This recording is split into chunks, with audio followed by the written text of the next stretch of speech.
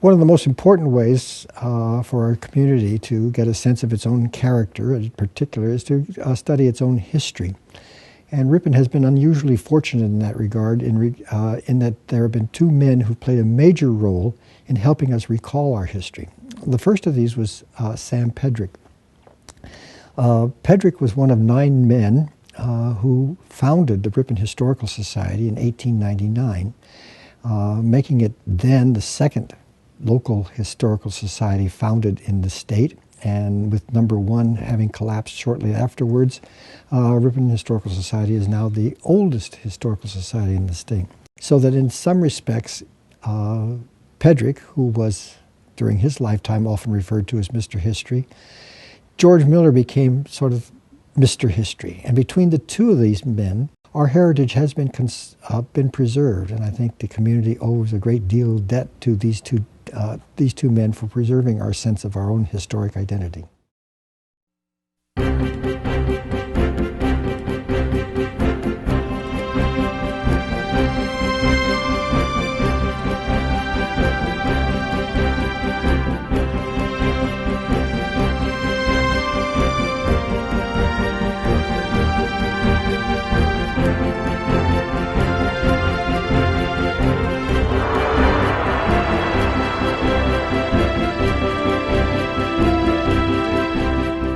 Ripon, Wisconsin, a small city with a big history. Ripon is truly a unique community thanks to its historical origins, which have profoundly shaped its character. I think we can get at that character by looking at two of the stories associated with the founding of the town. The town was founded from 2 different sources. One was a group of idealists from Racine who were following what we call socialist or utopian socialist doctrine based on communal living and communal sharing of work. And we're looking for a way to make this work and to demonstrate to the world the validity of their vision. So to do that, they created a company, sold shares in a good capitalist fashion, and came to Ripon, 19 of them with one boy, to found their community, which they called Ceresco, indicating, of course, that they thought the future of Ripon lay in wheat. And Ceresco, of course, being the goddess of agriculture, indicated this future in wheat.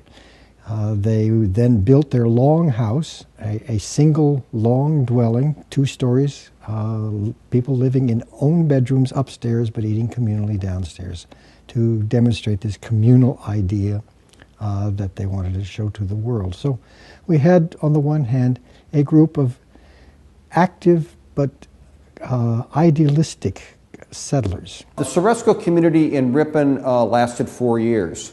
That may seem like a very short period of time, but it was the longest lasting Foyeristic community in the United States. It probably did not last for a variety of reasons. The primary one was that they never quite got enough settlers to make it go. Another reason was that they got an overabundance of single men joining the community as opposed to families, and that caused quite a bit of friction because they were supposed to be having meals communally, domestic duties were supposed to be done communally, and the women of Ceresco were upset that they were essentially doing laundry and food preparation and so on for people other than their husbands. So when it broke up in 1848, it broke up very amicably. The land was distributed among the people that were still at Ceresco, and many of those people remained in the area and became upright citizens of the Ripon community, even though Ceresco was disbanded. So the other was David Mapes in the late 1840s, who came to Ripon with his 2 sons and saw as the Ceresco settlers saw, that the land was good for wheat, and decided to set his community up here. It had a nice creek running by that could be used for grist mills, and he made a deal with the owner of the land, John Horner, in which he would develop the land and they would share in the profits. So, of course, the first 2 buildings that went up was a hotel and a grist mill. Ripon was ideally situated, of course, because if you landed in Sheboygan as a settler and wanted to go west, you would, of course, pass through Ripon. Therefore, the hotel would be a place where you would stay. Mapes would be there, and he greeted the people, chatted with them, and decided during the conversation whether these are people he'd like to have settle in the town. So that not only did Mapes settle this community, but he handpicked the settlers that he wanted as aggressive entrepreneurial types. Part of the deal that Horner made with Mapes was that Mapes would build a mill on Silver Creek, and then he would build a hotel. And the site chosen for the hotel is about where the city building is today at the end of the square. And the reason for the mill, of course, is fairly obvious. The farmers needed a place to have their grain turned into flour. And the reason for the hotel is that it would be the headquarters for the promotion of the village. And as people came through this area, they would stop at the hotel either for lodging or for food, and this would give Mapes a chance to talk to them. And if he liked their looks, why, he'd encourage them to stay.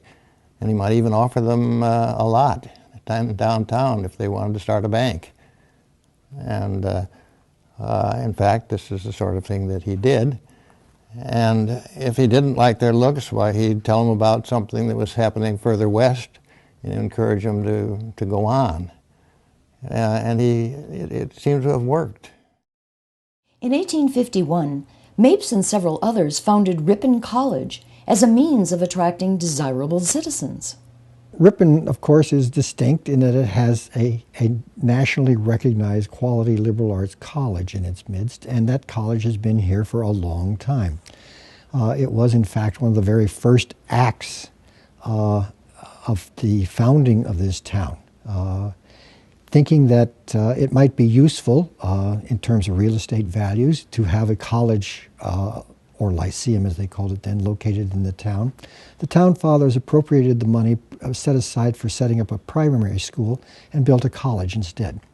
Since then, there has been a kind of unique, almost unique, and symbiotic relationship between the town and the college. Unlike most towns with colleges, town-gown relationships in Ripon have always been very, very close and warm. This was from the very beginning. We have a letter at the Historical Society from a woman who lived here, recalling the early days of the town and the college. And she remarked that she would take her daughter down and watch the farmers hauling logs and timber in to the sawmill to be used in the building of the college. It was a college in some respects built by the very citizens of the town, many of whom could contribute only $5 or a team load of lumber for it. For a long time, most of the trustees in the college came from the town, from the citizens of the town.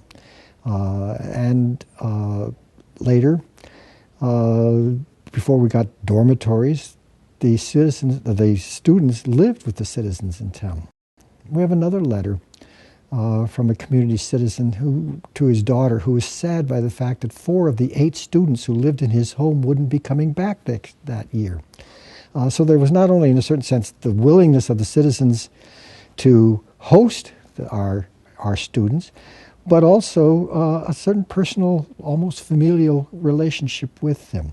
I think what makes Ripon really special and why we feel so privileged to be here is Ripon College. We have wonderful arts, we have great speakers, we have athletics, and we have the advantage of living and working with faculty, staff, and students. That makes Ripon very, very important. So Ripon was founded by a kind of combination of idealists who were searching for a great utopian goal and highly pragmatists. One of the people who exemplify what I'm talking about is Carrie Chapman Catt, who was born in Ripon and became a leader in the women's suffrage movement. She, in fact, became the leader after Susan B. Anthony retired. Under Catt's administration, the emphasis of the movement changed. Instead of being kind of leading protests and stressing the idealism, Carrie Chapman Catt became very pragmatic and said, what do we need to do politically to get suffrage passed. And she did what was necessary politically to get suffrage passed. A move for which she is sometimes criticized by other women for, in some respects, losing the idealism of the movement. But nevertheless, the Women's Suffrage Act passed, 19th Amendment, and after which, of course, she founded the League of Women Voters, knowing that it's not merely enough that women have the right to vote, but they should also inform themselves of the issues of the day. So I think Carrie Chapman Catt demonstrates this kind of Ripon commitment to, well, you might call pragmatic idealism and active participation in society.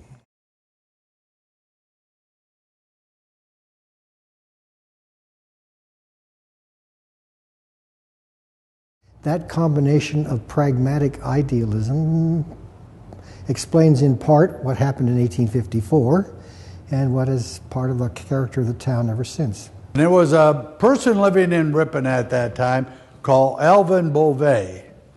And Beauvais, who came here from New York, was really opposed to spreading slavery. He got a bunch of people together. They met in this building in 1854, and they decided to create an organization which would resist the spread of slavery in our country, and they called themselves Republicans. And that's how the Republican Party got started here. The critical figure in Ripon in forming the Republican Party was a man named Alvin Beauvais. Beauvais was from New York. He came to Ripon in 1850 as a land developer. He was part of the pragmatic side of the community, but also highly idealistic. He believed in many of the causes that had troubled the people in New York. He was a strong supporter of the Homestead Act and others, and it was, of course, very much opposed to the extension of slavery into the territories and even to slavery itself. He was a highly active person, and when he came to Ripon, soon became a leader there. Then Beauvais comes out here and settles in Ripon, becomes a lawyer. And when the Kansas-Nebraska Act is introduced into the Senate, then he says, well, okay, now is the time. And so he began to agitate for a new national party here in the city of Ripon, a city of, just a couple of hundred people probably at this time, which certainly isn't going to cause very much concern throughout the nation. But you got to start somewhere. And he thought that if he could get things started here in Ripon, then maybe he could convince Greeley, and Greeley would come out in favor of a new party called Republican. The other thing he said was, we get a lot of immigrants coming to America, and Republican's a word that everybody can understand.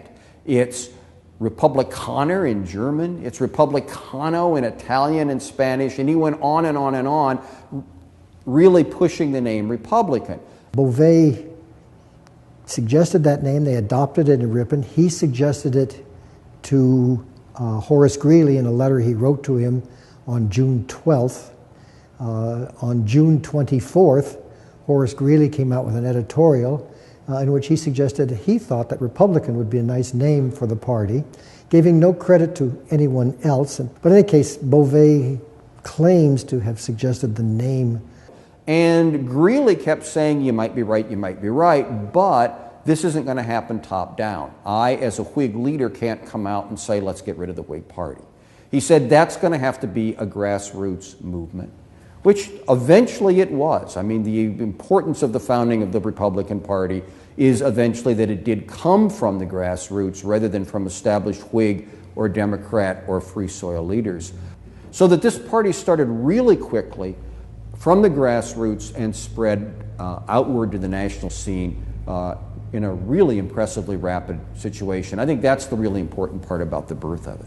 The founding of the Republican Party was a very important part of Ripon's history, remains a very important part of Ripon's history, and this building is a tangible example of that. I would say one other thing, too, which may sound obvious, it is a schoolhouse. And schools have always played a very important role in American democracy, particularly frontier democracy. Schools and education have always been important in American history as a way that people could get ahead. So I think that there has been, maybe even subconsciously, a real importance to the fact that a schoolhouse is an important symbol for a community, as well as the fact that it happened to be the place where a political party was formed.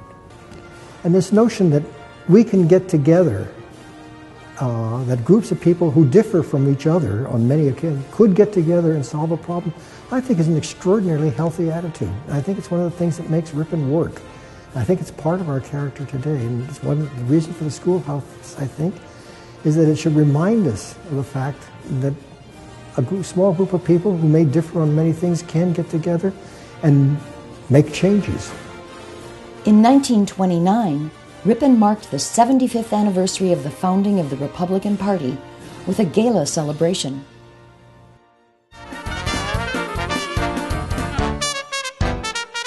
The 75th anniversary was by far the most successful. We had 10,000 people come. The Secretary of War came to give a speech.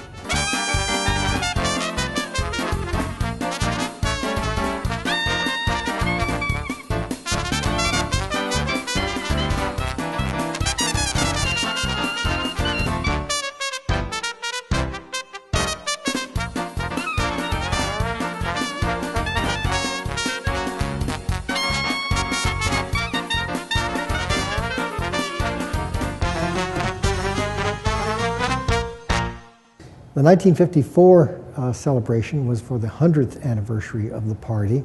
It was a less grand affair, the highlight of which was the creation of an eternal flame that was going to be put in a round circle, fire circle outside the little white schoolhouse.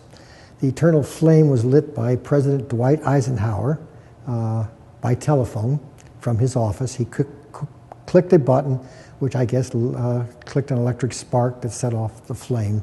2004, we had the 150th celebration, which was a very small affair. Interestingly enough, about more than half of the people on the planning committee were Democrats.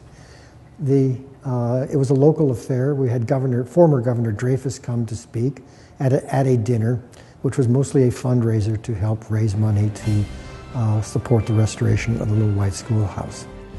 On August 11, 1974, the United States Department of Interior announced that Ripon's Little White Schoolhouse, which illustrates the spontaneous and widespread grassroots origins of the Republican Party, would henceforth be designated as a national landmark.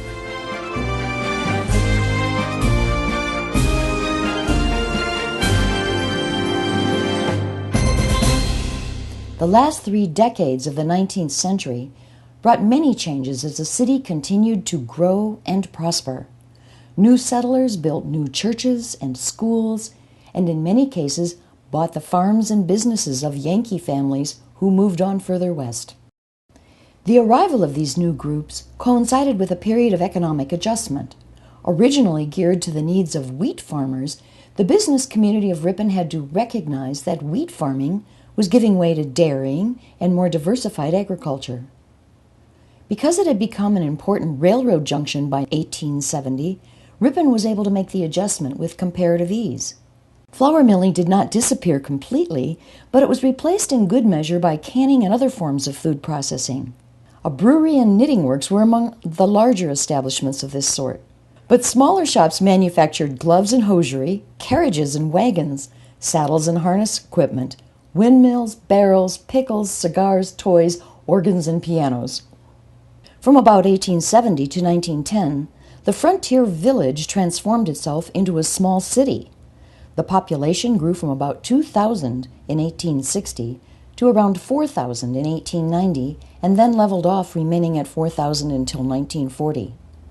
Downtown Ripon took on a more permanent look as paved streets and sidewalks replaced boardwalks and mud or slush-filled streets. The Ripon Historical Society, founded in 1899, began to collect and preserve the records of the city's heritage. Ripon emerged in the early decades of the 20th century as a stable yet vigorous community with a good economic balance and unusual cultural and recreational opportunities. This was due partly to the presence of the college and partly to the closeness of a major summer resort at Green Lake, but also to the unspoiled character of its natural surroundings. Ripon has retained many of these advantages to the present day. It has been able to preserve its economic, social, and cultural balance through periods of prosperity and depression.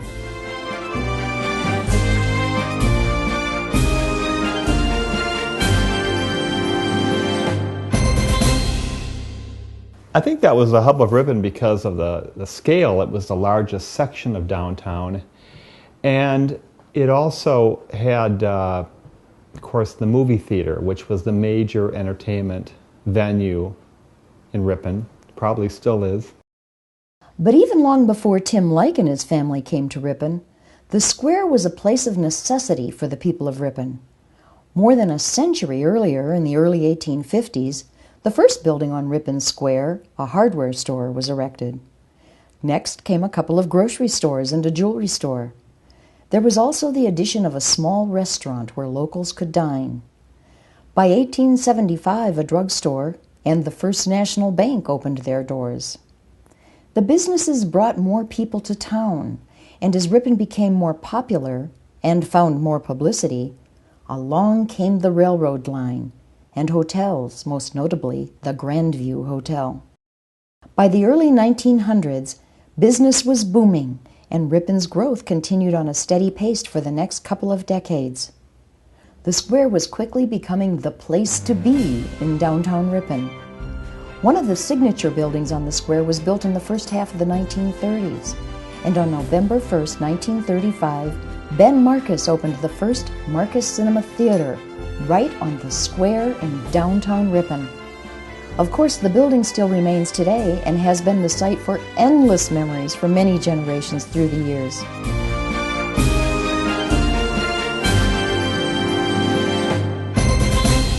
The Grandview Hotel was located on the north end of the square, where the Ripon City building sits today.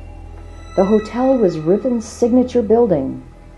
Then, on a cold, cold winter night, February 1st, 1949, tragedy struck.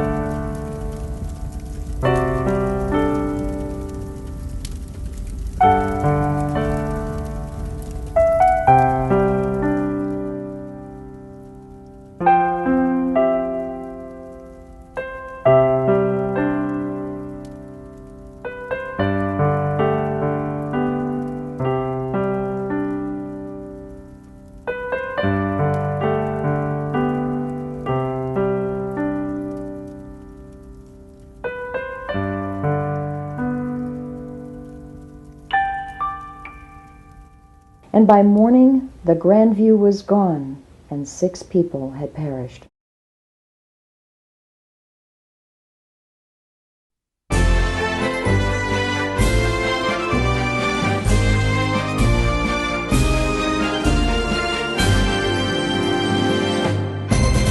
The event that I recall most vividly certainly would be Maxwell Street Days, and saving our money, and maybe Mom would give us an extra $1 or $2, and we'd come downtown and be very careful about how we were going to spend that money, but you'd look over everything, and then you'd maybe blow a little bit of it on a game that maybe the JCs were running. You'd try to flip those rings on the bottles, or we'd throw a ping pong ball and get ourselves a goldfish and then bring them home, and they'd die about 6 hours later. But Maxwell Street Days was a real treat, and we just couldn't wait to wake up and get down to Maxwell Street Days.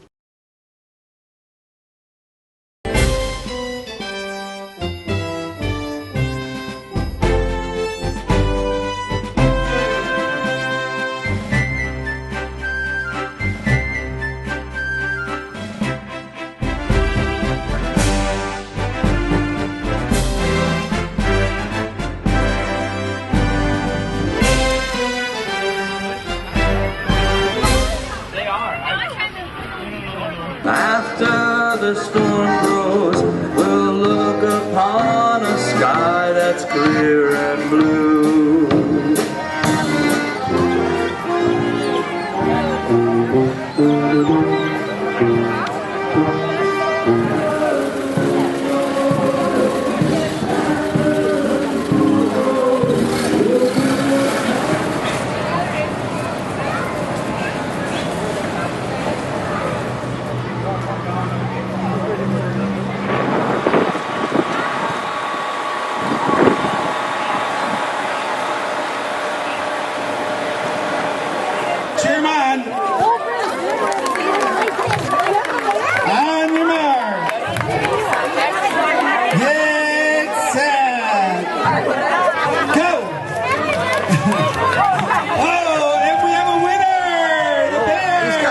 Shoes. That's no fair. Insane, go down. We're gonna have a good time. This is the Concerts on the Green here in Ripon tonight. We're gonna have a good time. Good clapping already. Let's get it going. Take it home.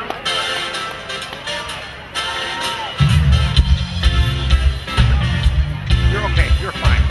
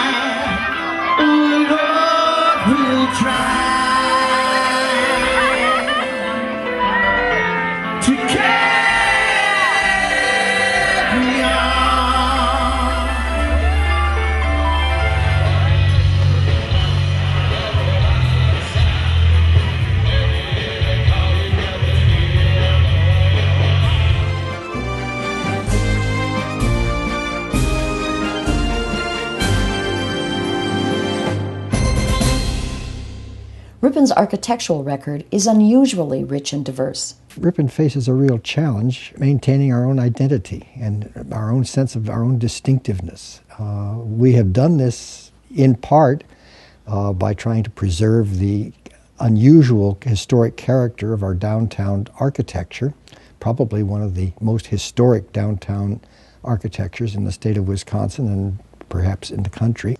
Several buildings have been placed on the National Register of Historic Places. State Historical Society markers proclaim the significance of Ceresco, the Little White Schoolhouse, Ripon College, and the birthplace of Carrie Chapman Catt, noted leader of the movement for women's rights.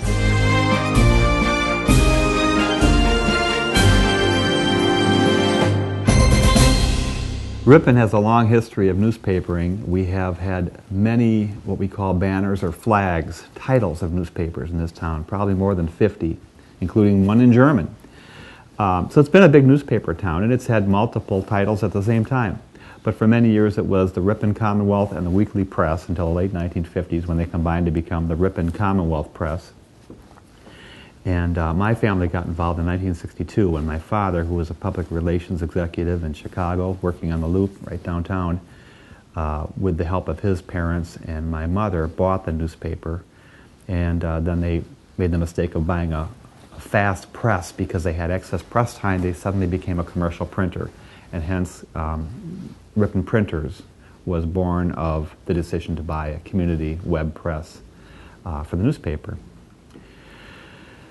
I got involved in 1990 because my dad called me in Minnesota where I was an editor of a newspaper, and he said, if you want to come back to run the newspaper, this would be the time, because you either come back now or I'm going to sell it, because at that time he was publishing a newspaper and a shopping guide and running a commercial printing company all by himself. And so I looked at my wife and I said, we'll never have this opportunity again, not knowing what I didn't know, which was a good thing because I didn't know a whole lot. But we came back to Ripon and haven't looked back. We really enjoyed it. We've seen a lot of evolution of the newspaper in the short time being 24 years that I've been here. The most significant probably being the change in technology, as it is everywhere else. In our case, of course, we can now set our newspaper digitally and send it right to plate. But from a journalist standpoint, the biggest change is that we don't have to spend hours and hours in a darkroom. With digital photography, we can take as many images we want, we can upload them, choose the ones we want, create video, put it online, send people to our website via Facebook. It's allowed us to spend less time making and more time thinking about how we're going to present graphically and in words, of course, our stories to our readers. The biggest stories, I think, off the top of my head, I could think of two. One was the abduction and subsequent killing of an 11-year-old named Ronnie Eichstead in the early 1990s. And I think with that, Ripon performed heroically in that people came out to search for Ronnie. Most of us didn't know of her, but she was one of our own, and so we felt like she was our daughter. And so people went out to look for her. Certainly those who were familiar with the family comforted them and asked to help in any way they could. Literally people linked hands, I think, from downtown at one point down West Fond du Lac Street. I don't know how far they went, but it was a showing of solidarity for the family. But when we found out what happened to Ronnie, I think a little bit of Ripon's innocence went away. We realized that this world out there that we heard of where cruel things happen to people happened to one of our own. And that plus abduction and killing of a trick-or-treater in Fond du Lac, Lisa French, I think her name was, which was not a Ripon story, but because that was close to Ripon, things changed. No more trick-or-treating at night. No more letting your child walk by him or herself on the sidewalk and not worry about where they are. Things, you know, we tended to lock our doors. Things like that changed. The other story that, again, off the top of my head, is our decision as a city to become involved with a Milwaukee attorney, a development company called Boca Grande, LLC, Limited Liability Corporation, in hopes of transforming downtown into a greater tourist destination and heightening underused properties. It was a good idea on paper. It was, for whatever reason, poorly executed. There are disputes as to why that happened, and it's in litigation right now as to whether or not there was interference with the developer or the developer's dreams, as noble as they were unrealistic. I think it's made us a smarter city, and it also probably has caused us collectively to realize we really have a pretty darn good downtown. And while it can be better, and we can shoot for the stars, we're pretty happy where we are. And particularly when you look at other neighboring communities, we're doing okay.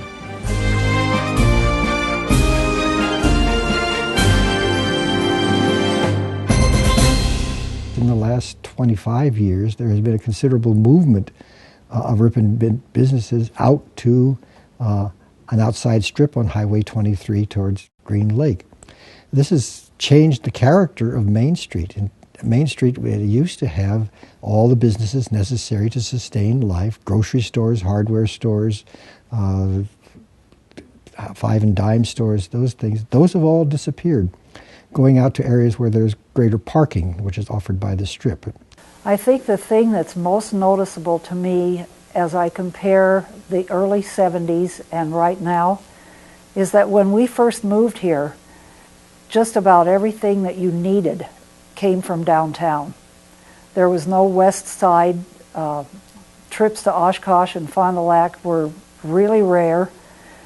And what we needed was available downtown, and it was primarily focused on meeting basic needs. There were grocery stores, drugstore, the hardware stores, the banks, the dentist office upstairs from the bank. All of those things were things that you needed as everyday kinds of basic things. Some of those things are still downtown, but the primary focus now is on enhancement.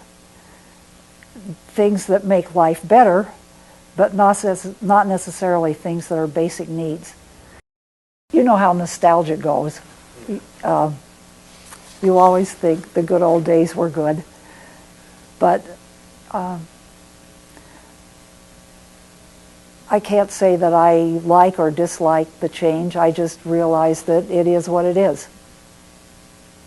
But I can tell you, I remember the old shops more than I remember the ones that come and go now.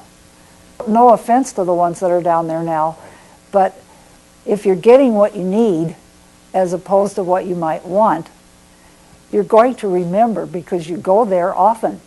The biggest change I've seen in the industrial community, and it was happening when I came to Ripon, or moved back to Ripon in 1990, but that was the sale, the ownership change from being locally owned to more corporate owned, and I think that's had an effect on the community. The good side of it is that it's created, I think, perhaps more stability. We've had, the companies have been here a long time because their parent companies are reasonably healthy and stable.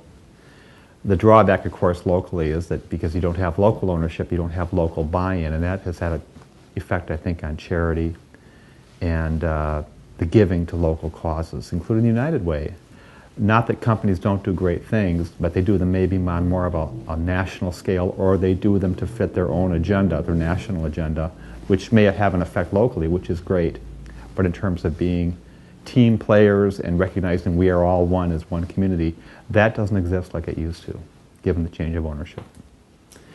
Retail-wise, I think like downtowns in middle America all over the country, we had become more of a specialized boutique downtown with fewer anchors, because the anchors that would tend to be retail stores or certainly grocers, and we had, I mean, I grew up here, we had 2 grocery stores that I can recall downtown, but they've all tended to move out to the strip area, which in Ripon is, of course, the west side largely.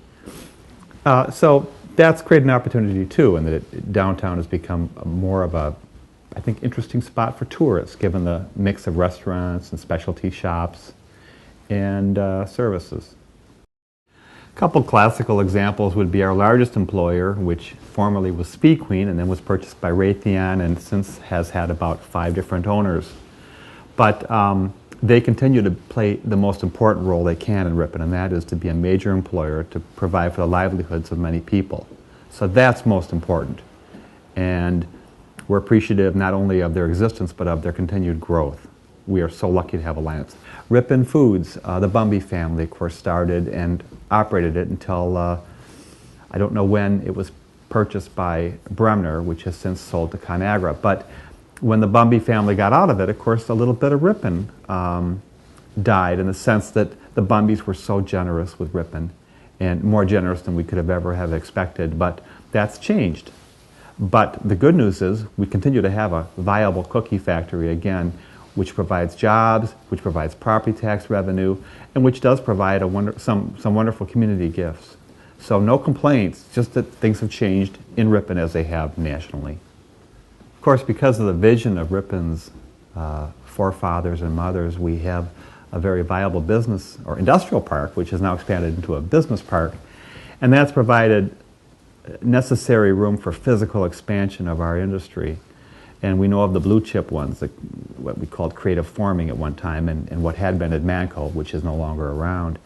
And now Alliance Laundry Systems has a facility out there. But there are other smaller companies, less well known, but they're an important part of our industrial base. And they would include Ripon Pickle and Stainless Flow and Modern Overhead Door. And there are others like that that are low key, but again, are very important players in this town.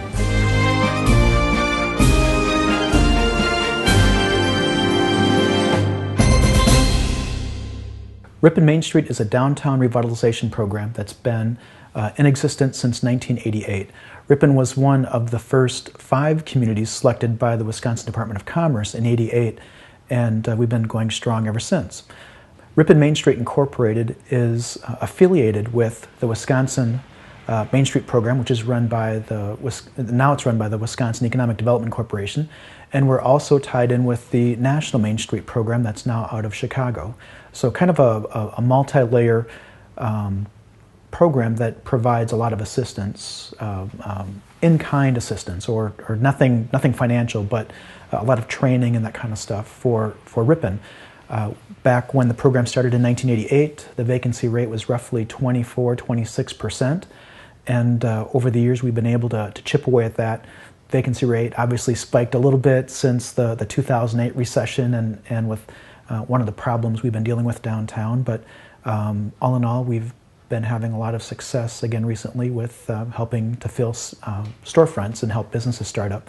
That's a big part of my job. The other part is working with property owners to revitalize their buildings and spruce up their buildings, which hopefully improves the tax base and then also helps the entire community contribute more to the tax base. Ripon Main Street does a couple projects maybe every other year or so. Everything from buying property. Back in 1995, we bought the Pratt building, bought a building that was in disrepair, fixed it up, put it back on the market. We bought the building that we're currently housed in with the Chamber and Main Street at 114 Scott Street, another building that people had said should have been torn down. We brought it back to life and put it back in the tax rolls, and it's now contributing positively in terms of the tax revenue that's paid.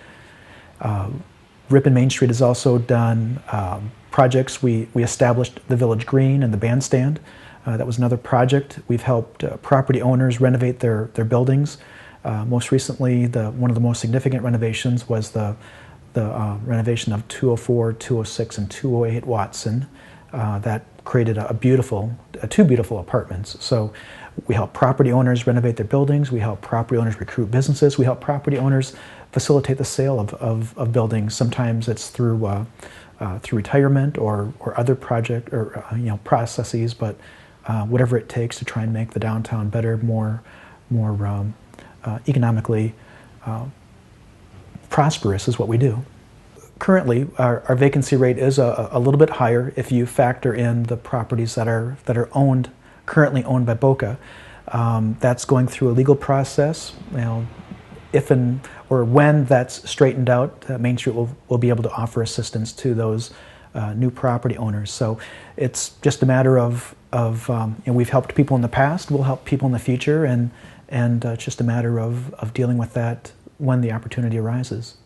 One of the major activities that happened downtown was the December 11th, 2013 fire that destroyed 2 storefronts and heavily damaged the 2 adjacent buildings. So the 310 and 312 Watson buildings were completely destroyed, and those were torn down in July.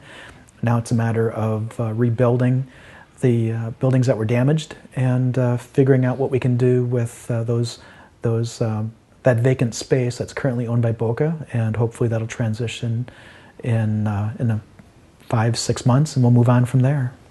We've heard a number of stories about the fire on Watson Street and about people's astonishing response to it, that not only were the people in Ripon unusually generous in the estimation of outsiders, but had quickly and effectively organized particularly relief efforts to help the people who were hurt by the fire.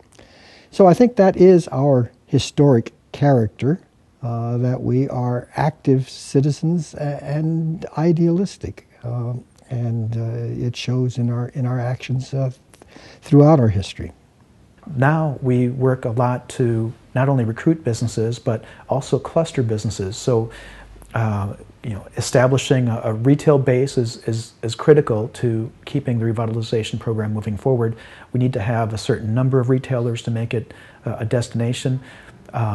20, 30 years ago, Ripon, I don't think, was actually a destination in terms of tourists coming here to shop. Now we have a lot of niche businesses. We have furniture stores, we have clothing stores, but at the same time, it's also important to continue to keep the staples, keeping the drugstore, keeping the dental clinic, the eye clinic, the tax prep people. Those things, the downtown, if it's going to be successful, needs to be a lifestyle center where you can walk out your door and get anything you need without having to get in your vehicle. So we could try and fill every storefront with a retail boutique business, but when you hit a recession, especially a major recession, it's going to be extremely difficult to overcome those challenges. So I think if we're going to have a population base that's going to be living downtown or living near the downtown, you need to have things that they can purchase versus having to get in their vehicle and drive to a different community or drive someplace else to purchase. Ripon Main Street works with a couple different segments. The Main Street program, the National Main Street program, has 4 components: design, organization, promotion, and economic development, of which promotion is probably the most visible activity that Main Street coordinates. So whether it's the Friday night concerts, assisting with Dickens of a Christmas, helping the Chamber, September Fest. So there's a lot of things, and it takes roughly, they always say it takes 7 to 10 years to establish an event. And now that a lot of our activities are approaching the 20-year threshold is when we can actually start to tweak them and build them. So this year, 2014, Dickens was extremely successful, had crowds. The weather helped, but crowds much larger than anything we've ever had before. The concerts are attended well on a weekly basis, and it's no longer people coming down just for a certain kind of music. People come down now to socialize and engage with family and friends and neighbors and that kind of thing. So it contributes to what makes Ripon unique. And hopefully if somebody's thinking about moving or relocating, and hopefully those kinds of activities are the tipping point and make somebody choose Ripon versus choosing someplace else. The other thing the other major component of the Main Street program is design. And over the years, we've worked with numerous property owners to renovate their buildings, not only to make them look better. If they look better, hopefully they rent quicker, hopefully they have higher rent values, and hopefully they sell quicker. So if they have higher values, they contribute more to the tax base. So that's the whole economic return to the community is very important. It's a vital component of what Main Street does.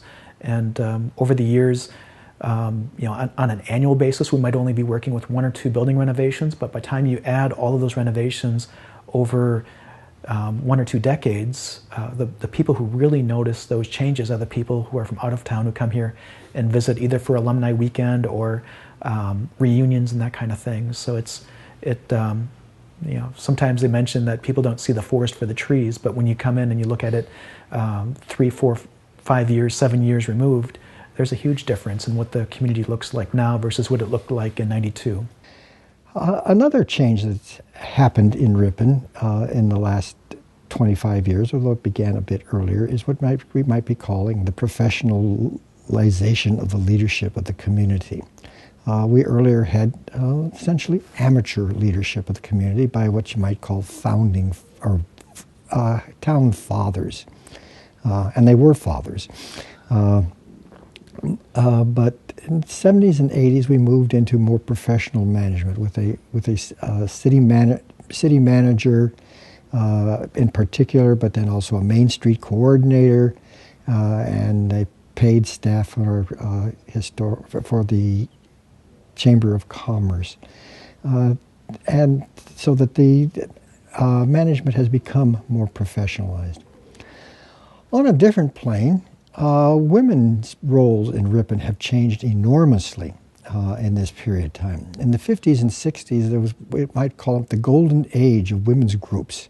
The AAUW, the Ripon Women's Club, and others were extremely active volunteer organizations of women who were active in support of various projects in this town.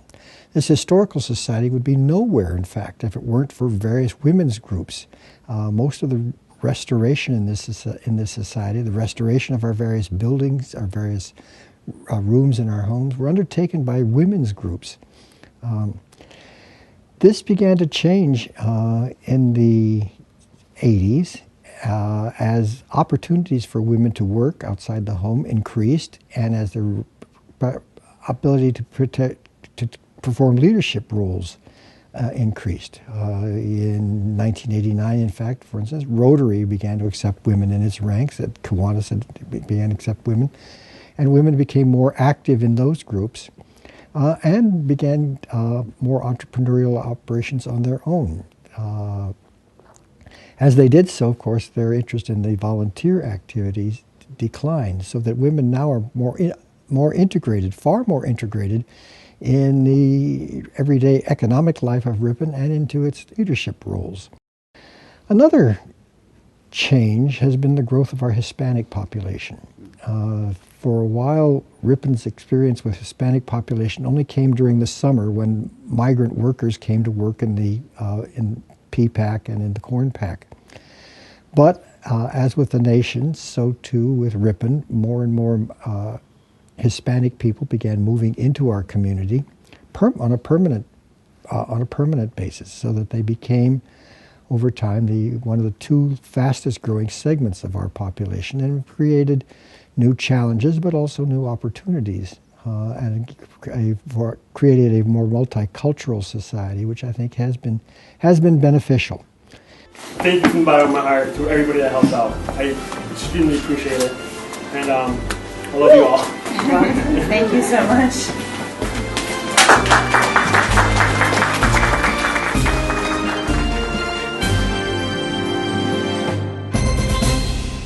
Ripon Medical Center is proud to bring this exceptional new facility to you all and to the communities that we serve. We've been on this thrilling journey together, first seeking careful input from our businesses, from our community leaders, from our citizens, and from our own team members, to now fulfilling the dream to have a state-of-the-art facility right here in Ripon. What an exciting time for our history. Thank you for your partnership with the City of Ripon. I couldn't be happier about what this brings to this community. So really, today, this is about you as Ripon residents and community celebrating something that you've been needing for a number of years. Bricks and mortar do not bring better health care. We can build the fanciest buildings in the world, but that's not going to lead you to better health. But what's going to lead you to better health is facilities that welcome some of the best providers in the country and the best environment that we can to heal in, and that's what this does. It may seem opulent in some ways, but this facility is here for the next 100 years. And we wanted to give you something that you could be proud of, that you could represent to other communities of what it means to you. Ripon has it going. I've said this from day one. You got a college that's about ready to invest 50-some million plus. You've got a school district who has embraced new facilities projects, and while always difficult using tax dollars to pay for, you're moving forward. You have vibrant healthcare. You have a city that's embracing some changes in their downtown to make it more vibrant. I don't think there's ever been, and I saw an editorial in the Ripon Commonwealth, the citizen brought forward to say, you know what, this is probably one of the most exciting times in the recent history of Ripon, given all the things that are occurring, and I firmly believe that. We know that individuals and families in the Ripon area prefer to receive their health care locally. That's why we are working diligently to bring as many services to you all here locally in our community as possible. 1, 2, 3, cut away.